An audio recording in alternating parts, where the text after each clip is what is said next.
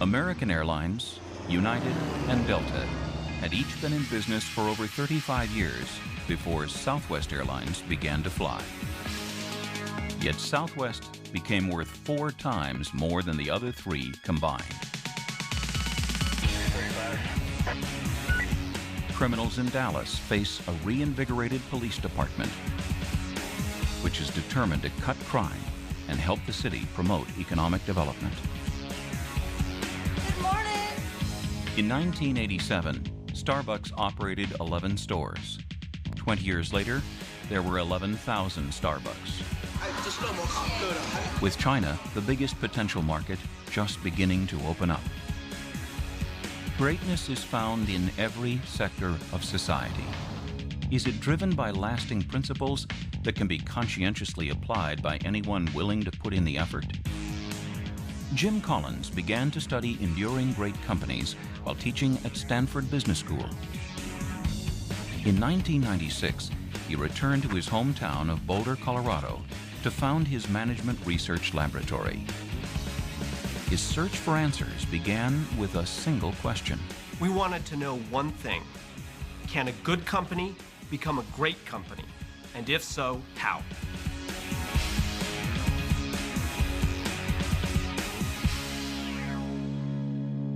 If I were to pick one sentence out of all of our work so far that is the most important, it would be simply this. Greatness is not a function of circumstance. It's a function of choice and discipline. According to Collins' research findings, organizations that make the leap from good to great distinguish themselves from those that do not by embodying fundamental principles, beginning with Level 5 leaders who show ambition for the organization, a resolve to take decisive actions, and a compelling modesty for themselves. The signature of those leaders is not their towering personality. Rather, it was their humility. Hiring the right people comes first, even ahead of strategy. If you have the right people, they're self-motivated. If you have the right people, they're self-disciplined. If you have the right people, they are self-inspired. Confront the brutal facts. The harsh reality facing the organization, however grim, must be dealt with. Let's get a handle on the facts, and then have faith that we can transcend those facts and build a great company. Out of confronting reality evolves the hedgehog concept. It is a deep, penetrating clarity of what you can and what you cannot be the best at. The flywheel. Momentum builds as decisions are driven by a culture of discipline that adheres to the hedgehog concept. Discipline is not just about what you add, what you put on your to-do list. It is equally and just as much what you do not do.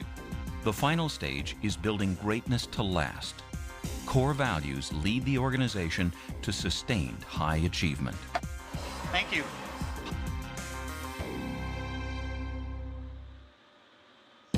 What organization would Collins choose to illustrate some of these principles in action? You go back to 1972. You have a chance to invest $1 in every publicly traded company. You do so. You take it out 30 years later. Who comes out number 1? Well, it's not Walmart. It's not Walgreens. It's not Intel. It's not GE. It is, of all things, an airline. You can't imagine a more difficult environment. You have fuel shocks, deregulation. You have bankruptcy after bankruptcy, and yet the number 1 best performing stock over a 30-year period is Southwest Airlines.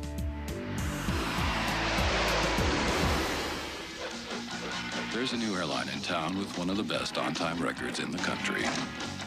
Mr. Smith, you're early. It may take some getting used to.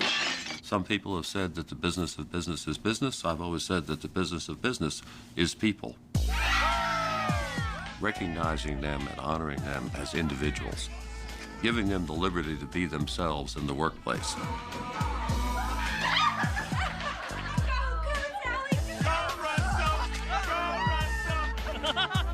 Well, it's stimulating. I can certainly say that.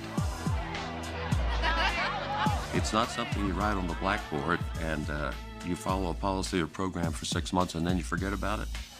It's got to be a way of life, an understanding that everybody has. Kelleher here. You're gonna love our Southwest spirit. Everybody thinks the reason this airline is successful is because they were innovative, they were different, they were radical, they were somehow something that no one else had ever been. But in fact, if you go back in history, you'll find that Pacific Southwest Airlines had the same model at the same time in the biggest market, California. And so you have to puzzle and scratch your head and say, well, why did Southwest succeed and Pacific Southwest Airlines did not succeed, and they had the same model? The answer, says Collins, is that Southwest built a culture of discipline around one big idea that guided every decision for more than 30 years, what the research team called the hedgehog concept. A Greek parable distinguishes between foxes, which know many things, including 50 ways to kill a hedgehog, and hedgehogs, which know one big thing: how to roll up into a ball of sharp spikes and protect themselves from the supposedly smarter foxes. The pivot point in any good to great transition comes when a company understands its hedgehog concept, the intersection of three circles. The first circle, what best ignites the passion of people inside the company. What invoked the passion was the idea that we were going to free up the American people to travel in short-haul markets, because those markets were an addendum to the other carriers. Their flights were scheduled and priced for the long-haul passenger, not the short-haul passenger. So you had a tremendous number of people who had never flown. You know, he totally democratized the skies. Before Southwest, you had to be rich, professional, you know, dressed. Now he's serving the masses. The second circle, at what can the company be best in the world? Clearly, it was our people and our culture that were radically different, not just from other airlines, but from most businesses. As far as the tangibles are concerned, Boeing will sell you an airplane if you've got the resources to buy it. You can lease space at the airport. In other words, all of the tangible things are available to competitors, to other carriers. The thing that's really hard to match is the intangible spirit of the people of Southwest Airlines. Our people are our first customer, most important customer. Our passengers are our second most important customer, and our shareholders are our third. That's a bit odd, maybe for a Fortune 500 company, but if we get altruistic people, if we get people that want to serve, and if we provide them an environment where they can be themselves, then you'll get a tremendous amount of dedication, diligence, and productivity. The third circle, what best drives the economic engine?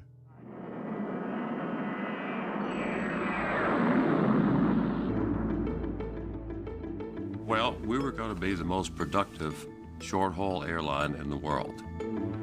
We were going to get people out of their automobiles, get them off buses, and put them into the air. Our planes pull into the jetway, board passengers, and pull out again in 10 minutes or less. We always said, we're going to provide more for less, not less for less. We're going to give you a better quality of service, on-time performance, friendly people that welcome you. Greetings, all you beautiful little heartthrobbers and fun seekers. Welcome aboard You go back to the early 1970s, and you look at how Southwest got this really simple idea. They could be the best, low-cost, high-spirit airline, steadily increasing profit per fuselage. Just keep turning those planes, turning those planes, turning those planes. That idea guides them today. The beauty of the Southwest story is how they had that one simple, elegant, underlying idea, and they stayed with it now for over 30 years.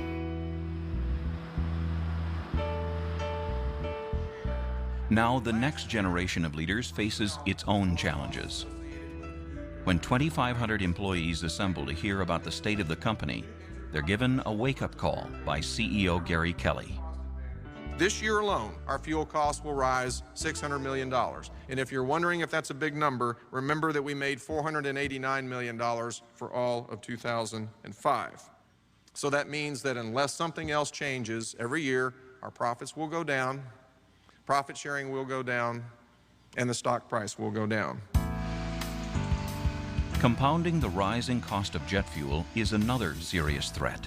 Market research shows that competitors are co-opting the company's key brand identifiers. We are facing more and more challenges in terms of new competition, more low-cost competition, and record high energy prices. So we will change, but we want to change to the better and not to the worse. Upstairs, 883. Thank you. A basic characteristic of enduring greatness, a passionate adherence to core values, is guiding change at Southwest.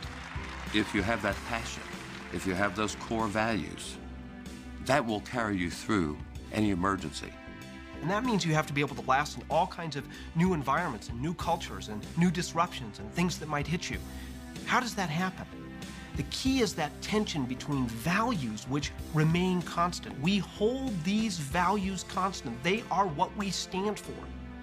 But we separate it from our practices, our specific strategies, the ways of doing things, and we preserve the values but change the practices.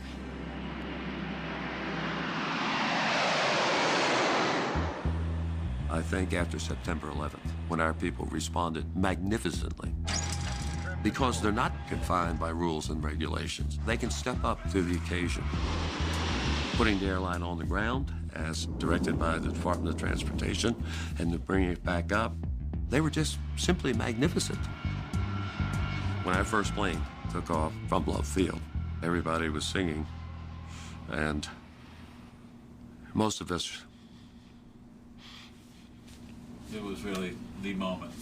The whole airline came together. Yeah.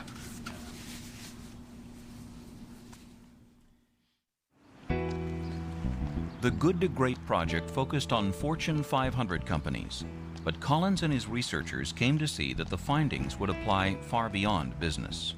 We were astounded to discover that somewhere between a third and a half of our readers came from outside of business.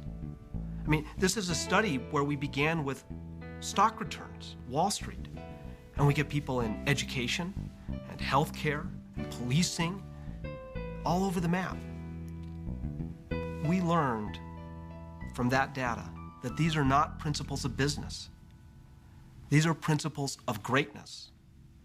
The critical question is not the difference between business and social, between business and non-business, but between great and good. What can be done to improve the high school graduation rate for Latino youths in Arizona? That was the question facing business and civic leaders who assembled to hear Jim Collins speak on the issue. His task? To introduce the results of a statewide project that holds promise for the nation. What can we learn from the contrast of schools that do better than others in the same circumstances in educating Latino youth, defined as achievement per student, not per school, not per district, not per state, not financially, achievement per student? Half of the Latino children in Arizona's elementary schools do poorly on the standard third grade reading tests, meaning lost opportunities as they grow older. We know that they're not doing well in school, and the issue would be, what do we do about it? Starting in 1997, they're about 15 points below what we would predict. So Mary Jo Waits of the Center for the Future of Arizona read about the Good to Great research and realized that adapting this approach could stimulate local educational reform. A light bulb went off. Collins' methodology immediately captured my attention. Collins agreed to help design the research model. The idea was that if we could identify schools in Arizona that had 50% Latino students and 50% students that were poor, and we can figure out what they were doing to go from good to great, then we would have a study that shows what works that nobody could debate. Are there any red flags on this one? After we had done our interviews and collected data, we had a meeting with Jim Collins over the phone. And the first question he had, he was so excited, he goes, "Well, did you find any level 5 leaders?" Good morning, Mustangs. Would you please stand and join me in the Pledge of Allegiance? I pledge allegiance to the flag. Hey, hi, Cody. Julie Tate Peach's school in Yuma was discovered during the research. I Peach and her faculty had engineered a remarkable transition. When they began, 40% of third graders could not read at grade level. 8 years later, almost every child was either right on track or even better. Yuma has been described as a border town. There are lots of Hispanic families, especially in our school, that work in agriculture. From time to time, they have to leave Yuma to follow the agriculture. That makes it hard on the kids. When I came to Alice Byrne, one of the first things we did was we looked at test scores. Julie came into the school like a whirlwind. And I said, whoa, we've got a few kids we're not including in being able to read and write and do math. I think it was the first time the data was presented to us in a way where we thought, oh my goodness, we need to change this. Everybody's got to test at the same time. We were going to make sure that we had 100% of our kids at grade level or above. Very good. There was a true message that everybody was going to be accounted for and that everybody was going to learn how to read and write. Peach had committed her school to go from good to great. Okay, here we go. Ready? Block. The first thing that we did was we narrowed our focus. Okay, what is it that we don't need to teach, that we just need to push away and say, well, I may like that, and that might be fun, but do I need to teach it? I'm lost, said Baby Bear. And then the next step was we realized that working with kids in small groups was what made a difference. Okay, everybody put that inside your bag. When you teach in a small group, 5 or 6 kids, you're able to focus on individual needs, individual achievement, and give feedback. The hard thing is that when you're not successful, you have to say, it's not a matter of where my kids come from. It's not a matter of their parents or their condition that they live in or their situation. It's our responsibility. This is a non-English speaker for the most part. Early in the transition, the school created a program of continuous assessment and speedy interventions. Every Wednesday, teachers get together, they talk about individual students, where those kids need to be, and what other alternate interventions they might need. And just being in small guided reading groups has helped her. And it's really a collaborative team effort. That's the most important thing. They've got to come every day. People often say that public schools are like industrial age factories. They're doing this mass-produced education, one size fits all. We all agree with that? That's a really good. Well, if you looked at our schools, it's really about customized learning and instruction. Mainly my concern with her is comprehension. When they're identifying which students aren't doing well or which teachers aren't doing well, they're immediately intervening. It's really about the teachers and the principals working together. And if there's not ownership all through the ranks, it's just not going to work. Faculty and staff at Alice Byrne School had set an audacious goal. They insisted on the same for their students. What did you learn today at school? As with every good to great transition, momentum builds gradually. Results began to multiply. Grateful parents were soon providing recognition and encouragement. The Covarrubias family talks about school every night at dinner. Dinosaurs were 65 million years ago. We can see, their happiness, their faces, their joy. That's the best way we can get their smile. I'm also very thankful with the principal, Mrs. Peach, because she's always there. Please join me in reciting the Declaration of Independence. Holy truths be self-evident that all men are created equal, that they are endowed by their... When I look at these principles, they say we will not capitulate on making sure that our kids learn how to read. We will not capitulate in letting our kids down that they must be able to do math. We will not capitulate and allow the fact that we face very difficult circumstances and limited resources to hold us back from the responsibility that even if we feel alone, we will not capitulate. What happened in Yuma will be communicated throughout Arizona as leaders seek to make certain that every elementary school achieves at comparable levels. It never occurred to us when we approached Jim Collins that there could be such a fundamental match between what he did in good to great. Good. And what we've been able to do in looking at schools and finding ways to improve in schools. So it's the perfect combination of methodology, of an understanding of what one can do in the future, and of the passion of Jim Collins. It's a great mix for us.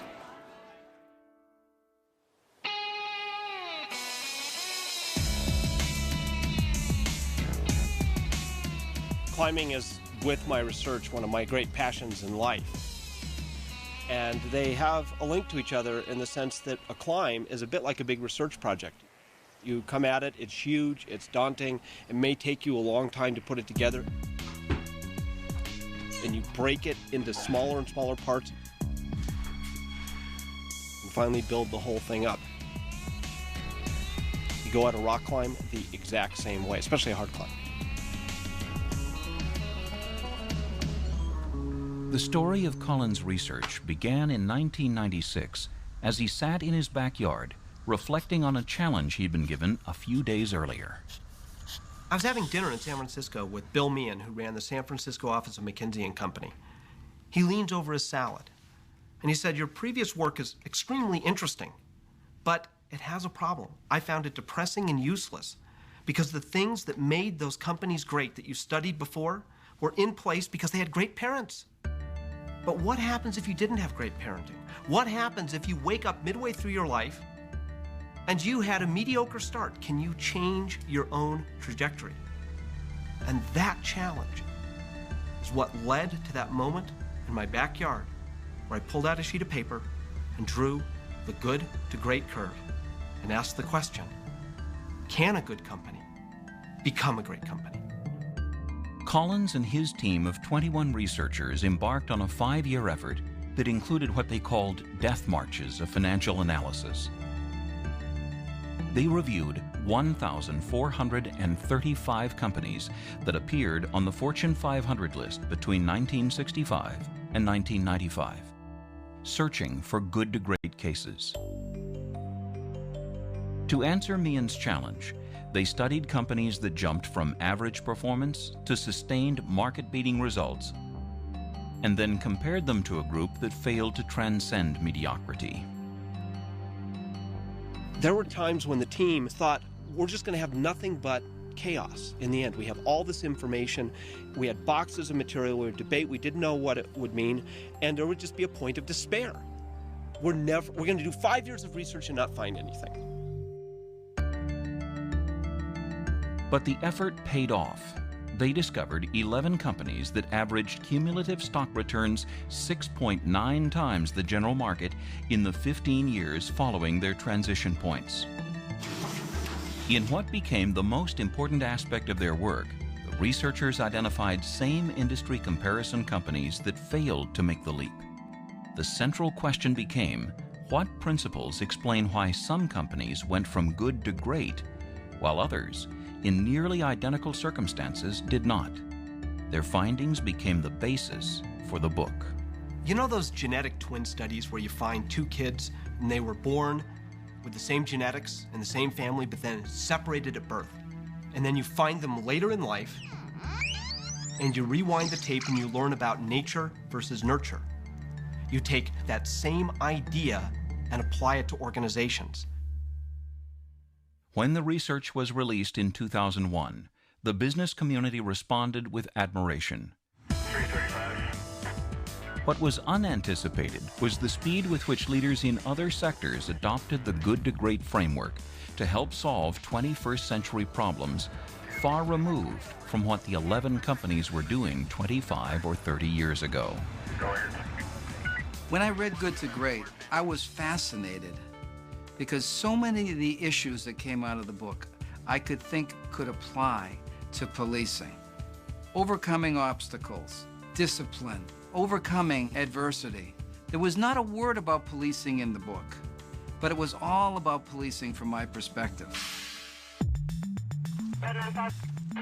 When the Dallas Morning News published a report showing that crime was out of control in America's 9th largest city, it shocked City Hall and triggered a transition in the police department that is still unfolding. The findings were staggering.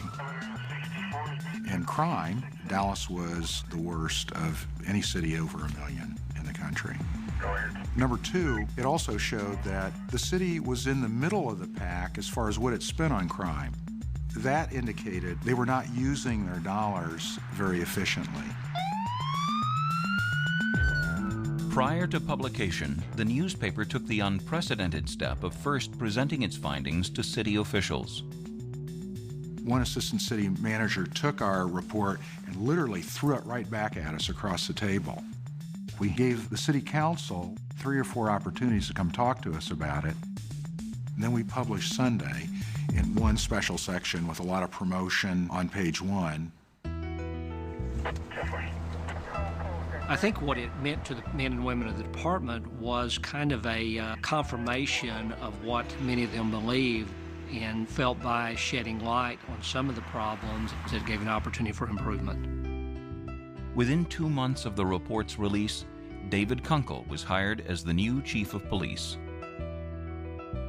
We have a city manager form of government, which is very unusual for the 9th largest city in America. Most big cities have a strong mayor form of government. And it was surprising to some of us when the manager ended up hiring a chief in our own backyard. I think there was an expectation the city would search out a superstar, a known quantity. And I thought, why go all across the country and do a major search only to find some guy in the backyard who no one's ever heard of locally, let alone nationally? It was just kind of a letdown. It was interesting because I thought I had a very good reputation and really thought that I would be very well received, but I wouldn't have been a candidate if I didn't think I could have been successful and effective. Let me put on my glasses and make sure I did have prepared remarks, but I think... He is extremely charismatically challenged. I'm a quiet, shy person. I'm small in stature. The first time I ever met him at his unveiling when he was announced to the world, I said, "Hi, I'm the mayor." And he looked at his shoes. In most settings, I'll be the one standing in the corner with my hands in my pocket, being very uncomfortable. And I thought, well, how can he be a police chief and have no presence and have no charisma, have social skill issues?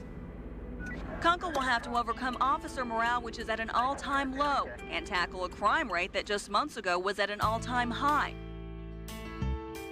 Kunkel began his tenure by quietly assessing his officers. Kunkel came in and said, "I want to talk to the officers." And he literally interviewed them, and he asked them to submit answers to questions that he wanted to review. And he sat up late at night for months and months and read all of these answers. And the officers thought it was very strange. I think that the first concept I heard from the book was the concept of getting the right people on the bus, the wrong people off the bus, and the right people in the right seats, and that seemed to resonate. Within 9 months of his taking over, after he put all the right people in place, he did an extraordinary thing. He stood up at a press conference and said, "I'm going to get overall crime down by 10% next year and murder by 20%, and by God, that's what I'm going to do." And we all were shocked. People thought he was nuts. He said, 10% drop in overall crime, 20% drop in homicide. In pursuit of the goals, Kunkel keyed his leadership to getting the facts out into the open and using the daily meeting of command officers to analyze and deal with them. Kunkel's very good about looking at the cold, hard, ugly facts and saying, murder's up this week, but by God, it's going to be down next week. We're in an industry, policing, where you are confronted with the brutal facts all the time. First up this morning, we have a homicide update. The media covers us very aggressively. We have community leaders and activists. We're having a problem with the homeless. The city council that demands accountability. We had 50 of the premises had alarms. Suspect shot at the complainant with an assault rifle. This morning at 5:30, we got a 4111 call. Suspect opened the door up, shot multiple times. Sometimes the brutal facts can beat you down, believing that you can't ever achieve any real progress. You're saying, Mike, we don't have any suspect information other than the vehicle description at this time? And so every single day, the first thing we do is look at the crime statistics for the day. Southwest Patrol is currently down 47 offenses versus last year. In the 28-day time period, we are... And what's happened the previous day and previous week and previous month. We have knocked that down where we were up. And what can we do to reduce those numbers? Then it's allowed us to communicate to our officers so they can more clearly understand what their mission is and how they should be spending their time. Chief Kunkel has brought accountability to the department, and that is exactly what those Thursday morning meetings have done. The traffic stops relate directly to the crime rate. The crime rate going down. The crime rate going down if the traffic stops are going up. He's a very secure person. He surrounds himself with strong people, which was a change at the police department. How do they know which ones are the multiple offense locations, Nancy? Would they know that at all? I think the appointment of David Brown as his top assistant is a good indication. Brown is a strong leader. What I heard is your guys pretty much do self-initiated or they get it from narcotics. Quite frankly, my promotion sent a great message to this organization. If you perform well, you'll be rewarded. Who's the community policing officer for that area? Rex Jones, and he is here. We feel that our performance makes a difference, that officers in an area can make a difference. Previously, were you engaged with them on their calendars when they would have meetings and when they would need officers there? No, sir. What we brought to this meeting was that accountability, specifically asking those officers, are you engaged? And having them accept that they have not been. Your presence is going to be vital for them. I mean, it's really important that you attend, Rex. It's just, quite frankly, just being honest with people, and people like honesty. The transition in Dallas is beginning to deliver hard-won results by overcoming challenges in the public sector. There are so many obstacles. There are elected politicians with all kinds of agendas. There's an enormous bureaucracy that is almost impenetrable. And so it shocked me that we could have the police chief come in and apply these principles to City Hall and just in his own department make such an incredible difference. He met the goal for murder, he got halfway to overall crime, and then he stood up and did it all over again. And this year, they're still impressive, 10% in overall crime and 10% in homicides. So he's sticking his neck out, and I think it shows a lot of courage. I would say that we grossly underestimated his competence. You can't have economic development, which is the #1 priority for the city of Dallas at this moment, unless your city's safe. Because if you're not a safe city, you can never be a great city. We became really passionate, and I became really passionate about the application of our work outside of business. Because we came to see that if we only have great companies, and it is important that we have great companies, but if we only have great companies, we will merely have a prosperous nation, not a great nation. To be a truly great nation, we must have great health care and great education and great police and great nonprofits and great universities and great orchestras. All the rest of society must also be great. How does one ignite a transition from being merely good to becoming truly great? The Good to Great research team uncovered a 4-stage process: disciplined people, disciplined thought, disciplined action, and finally, building greatness to last. Stage 1, disciplined people, begins with level 5 leaders, a finding that was unexpected. We found the only chief executives that ignited companies from good to great in the history of the Fortune 500 up to the time that we did the study. And what surprised us is not what we found, but what we didn't find. You would expect these towering, charismatic heroes, but many of them had a charisma bypass. You would expect them to be these saviors from the outside, but they were quiet insiders. What stood out about these leaders? It wasn't their overpowering personality. It was their humility. Maybe the way we've been taught and programmed is that to be effective, you have to have a larger-than-life personality. You have to be able to fill up a room. You have to be the savior that comes in with this idea better than anybody's ever had before. What's amazing to me is that the most successful companies appear to have CEOs who are selfless, not egomaniacs, not flashy, not looking for personal perks or resume building. Ultimately, I think that you're successful if you do question yourself and you are constantly trying to learn. One of the things that we've always refrained from doing at Southwest Airlines is talking about size, how big we can get, talking about how prominent we can get. Those things were of no interest to us whatsoever. It was basically just doing the job on a day-to-day basis, which was laying the foundation work for the future of the company 15, 20, 30 years down the line. The second part of Stage 1 is the concept of first who, then what, which was also a surprise. We thought that we would find that the good to great leaders first set a vision, a direction, a strategy. They pointed the way, and they would get everybody to go there. Guess what? Our comparison companies, the ones that didn't become great, they did that. What did our leaders do? They first got the right people on the bus, the wrong people off the bus, and the right people into the key seats, and then determined where to drive the bus. First who, then what. When I was in business school, I was always taught the way you start a company is you have to have a single great idea, a clear, precise product or service and how it's going to compete. And then you look at Amgen, they didn't do that. They had a broad area of advanced biology, and they assembled some resources, and then they basically said, our product is going to come because we're going to get great people, great scientists, and great business people, and then we're going to figure out what we're going to make. When Amgen started, biotech was really in the early days. Very little was known.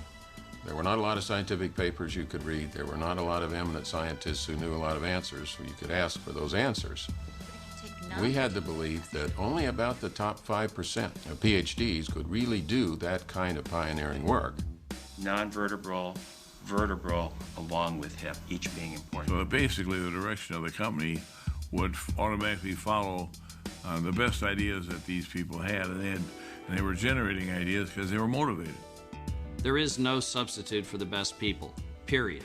There isn't a process that'll overcome less than the best people. There isn't some technology that'll do it. And so we try to find the very best people for the job. And they had bioengineered indigo for blue jeans, and they had chicken growth hormone.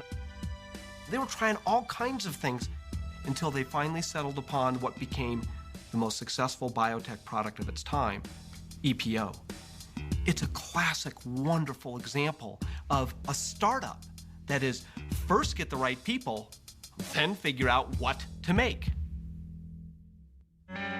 Stage 2 is about how to think, beginning with the need to confront the brutal facts of reality. Air action is now in execution in North Vietnam. September 1965.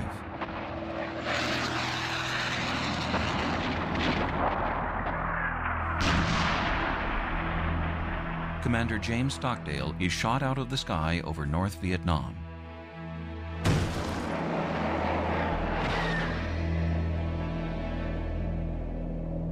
He survives to become the highest-ranking POW to be held in the infamous Hanoi Hilton during the Vietnam War.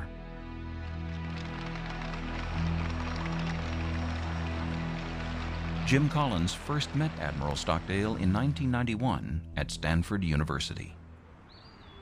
I had this wonderful walk on the Stanford campus with Admiral Stockdale. Stockdale told me the story of being in the prison camp in Vietnam. And I asked him, I said, how did you not get depressed? And he said, I never got depressed because I never wavered in my faith that I would get out and turn it into the defining event of my life, that in retrospect, standing here with you today on this campus, I wouldn't trade it. And then I asked him a little later, by the way, who didn't make it out as strong as you? And he said, oh, that's easy. It was the optimists.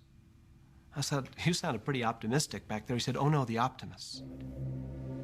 They were the ones who always said, we're going to be out by Christmas. And Christmas would come and it would go.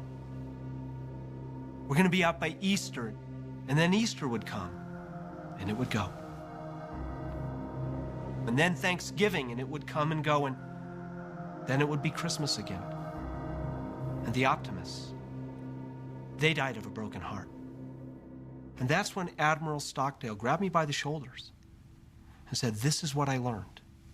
You must never, ever confuse the need on the one hand for unwavering faith that you can and will prevail with the need on the other hand to have the discipline to confront the most brutal facts.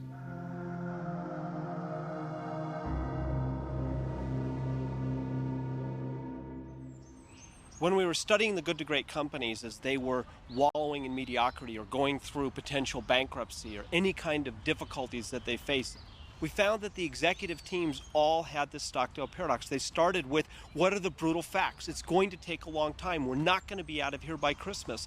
What are those facts? But we are not going to waver from our faith that we can actually prevail and make this into a great company, no matter what anybody else thinks. It's up to us to decide to do that. But we will not start with false hope. We will start with what are the brutal facts. It will take years. We will not be out by Christmas. Also part of Stage 2 is the hedgehog concept, a demanding intellectual exercise designed to yield a simple clarity. We're in the research team, and we're debating, wait a minute, one set of companies had strategies, the other set of the companies had strategies, what was different?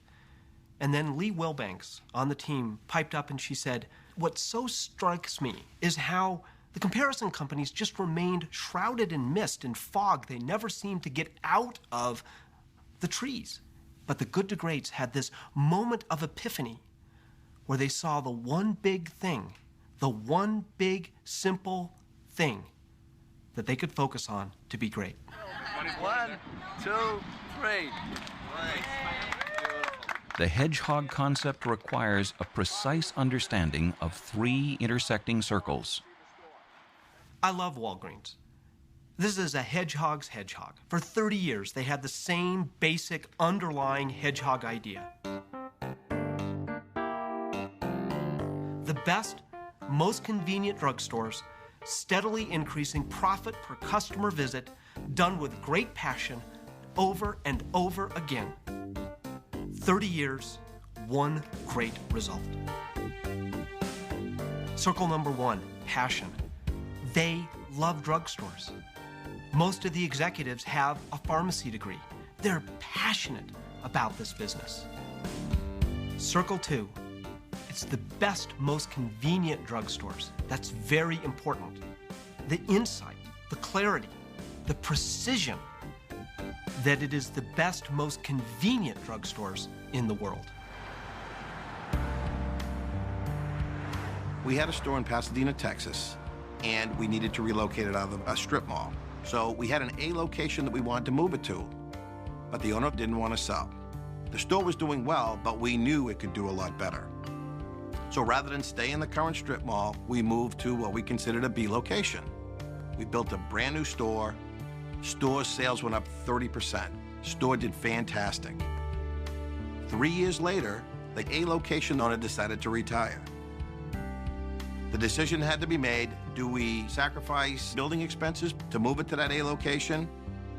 Well, the decision was easy. We wanted to put the best stores on the best corners for Walgreens. We moved the store to that A location. The store went up another 30% in revenues, and the store became $1 million profit store for the Walgreens company. Walgreens' commitment to putting the best store on the best corner, to move this store 2 times in 3 years to get the best location, is what makes Walgreens a great company. Circle 3, economic engine. They had this wonderful insight that it's not profit per store or profit per employee or profit per transaction. It's profit per customer visit.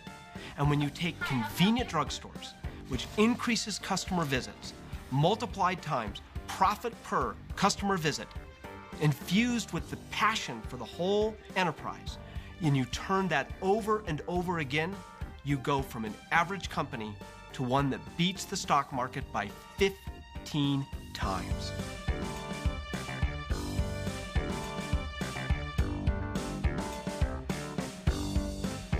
All right, take care. Have a wonderful day. Thank you. Bye. Stage 3, disciplined action, is about how to harness a culture of discipline into building cumulative momentum to a point of breakthrough result. What the researchers called the flywheel effect. Here, you build a culture of discipline, and the earmark of that is the discipline to remain focused on that hedgehog concept. Here at Southwest Airlines, we've had every opportunity over the years to fly different airplanes, add meal service, have first-class service, interline with other airlines. All those things have been studied very, very carefully, and yet we had the discipline to say no. Everybody thinks that discipline is somehow about what you do. But what the Southwest case so beautifully illustrates is discipline begins with what you say no to. It's what you have the discipline to not do. You have to be able to turn down revenue-generating opportunities in order to have a niche. That's how you test. You know, people say, well, you don't have first-class seats. No, we don't. If you want to fly first class, you have to go to somebody else, because we're not going to increase our costs by 40% in order to get 20% more of the market. What was so striking about these good to great transitions is that they didn't happen in one fell swoop. They didn't happen in one big innovation. In fact, it was much more organic. It was like pushing on a giant heavy flywheel. Take Starbucks. What a wonderful example of the flywheel. Push upon push early on, all this effort, 13 years to get 5 stores. But they didn't stop. Pushing on the flywheel to where today, what took them 13 years now takes them 1 day for 5 stores. Starbucks' success is driven by a hedgehog concept that is based on delivering an uncommon experience around something as simple as a cup of coffee. There you go. Thank you. The original business plan in 1987 was for 100 stores, and I couldn't raise a dime of private equity, and I literally crossed it out and wrote 70. We now open 5 new stores a day, and we have 11,000 stores around the world. We got a venti with room Americano. Thank you. What we're really good at, I think, is recognizing that coffee gave us the ability to create an environment that previously did not exist in America. Good morning. I can help you right over here. We began to understand that we could create a store environment that merchandised whole bean and ground coffee for the home, but romanced the beverage and create a sense of community in our stores. And can I have your name for the cup, Valerie? At Starbucks, the flywheel that drives sustained high achievement operates in thousands of stores that provide a sanctuary between home and work, a sanctuary called the third place. It's a place where the customers can come in, get away from work, get away from home for a little bit, and take a break from it all. What brings me here is the fact that everyone knows me. It's kind of like Cheers. Everyone knows who I am and what I drink, and they're very personable. Hi, how are you? Starbucks is an example of Stage 4, building greatness to last, which centers on sustaining momentum toward achieving goals while adhering to a passionately held set of core values and a sense of purpose far beyond just making money. One of the great things about Starbucks is that all of our store managers across the world set the expectation immediately. When a person is hired, they sit down and they have what we call first impressions. So the mission statement was created by partners in 1990, and it's really something that we live and breathe. So I think that's why we're so successful in maintaining that consistency worldwide. So if we go to China, we may need some different practices to adapt to that culture, but it will still be Starbucks values. If we go to Ashland, Oregon, that store may be different than the store in New York, but it is still Starbucks values. Same core values, local adaptations. Preserve the core, stimulate progress. Caramel, quick, mocha frappuccino. Thank you, sir. Consistency is very important to us. It's part of the Starbucks experience, unique experience we're providing our customer on a daily basis. We place such an important emphasis on our training. As you know, as a matter of fact, Starbucks spend more money on training than advertisement or than other marketing activities. Can you see us? Okay. I walk into stores in China, and what I'm looking for and what I see in large part is exactly what I look for and see in our stores in the States. I see people having business meetings.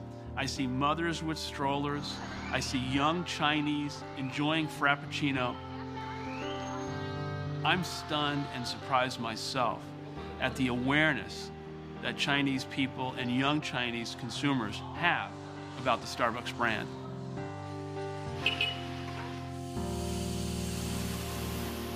As the brand gains momentum, the company's core values guide expansion into financial services and entertainment.